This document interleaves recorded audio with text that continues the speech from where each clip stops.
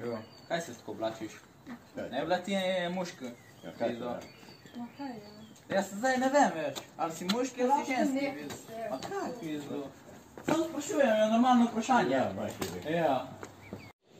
O, lepo pozdravljena, Špila. Imaš kakvo jogico? Ne. Ne boš tako gola? Ne. Tako se lahko ti šolo vleče. Tako da za naslednjič mogoče malo premisliš, kaj vlečeš. Izvoli.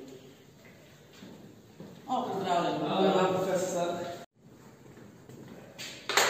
Diskriminacija je pogostejša, kot se zdi.